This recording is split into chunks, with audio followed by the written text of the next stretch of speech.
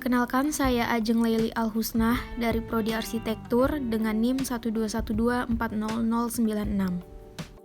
Saya Ilham Putra Wirando dari Prodi Arsitektur NIM 121240099. Perkenalkan, nama saya Muhammad Fauzan Banyu Samudra. Saya berasal dari Prodi Desain Komunikasi Visual dengan NIM 121080122. Nama saya Devandra Bagas Pratama dari Prodi Arsitektur dengan NIM 121240104. Nama saya Meutia Hana Firdian dari Prodi Arsitektur dengan NIM 121240094.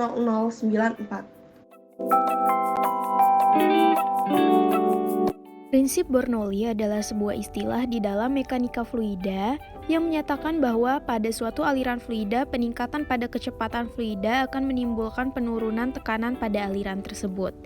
Prinsip ini sebenarnya merupakan penyederhanaan dari persamaan Bernoulli yang menyatakan bahwa jumlah energi pada suatu titik di dalam suatu aliran tertutup sama besarnya dengan jumlah energi di titik lain pada jalur aliran yang sama.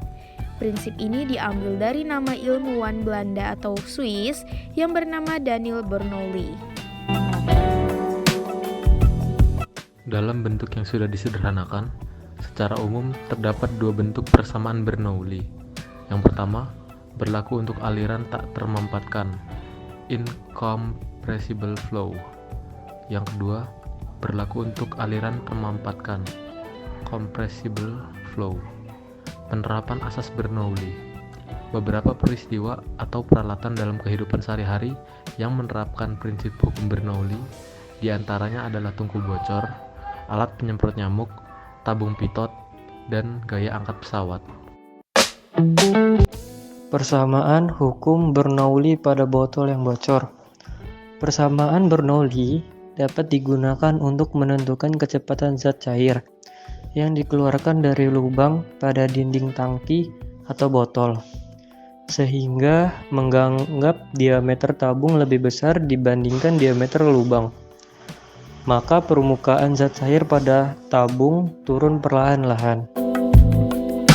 Pada permukaan fluida di titik 1A, kecepatan turunnya fluida relatif lebih kecil, sehingga dapat diabaikan atau dianggap nol, atau V1 sama dengan 0. Sedangkan tekanan P1 di permukaan fluida titik A1 dan tekanan P2 di lubang tangki adalah sama. Hukum Bernoulli menurunkan rumus teori Torricelli. Teori Torricelli menyatakan bahwa kecepatan aliran zat pada lubang dengan kecepatan benda yang jatuh bebas dari ketinggian yang sama. Untuk menghitung jarak antara botol dengan titik jauh air bisa menggunakan rumus R sama dengan 2 akar dari H kali H2 atau R sama dengan Pi kali T.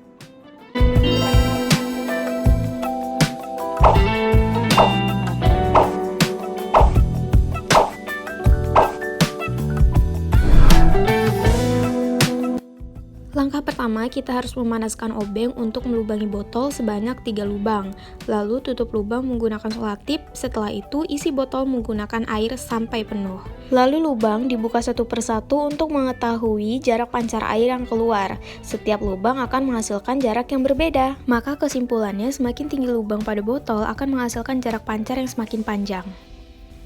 Terima kasih semuanya sudah menyaksikan video ini hingga akhir. Jangan lupa di like, komen, dan di share ke seluruh teman kamu. Sampai jumpa lagi.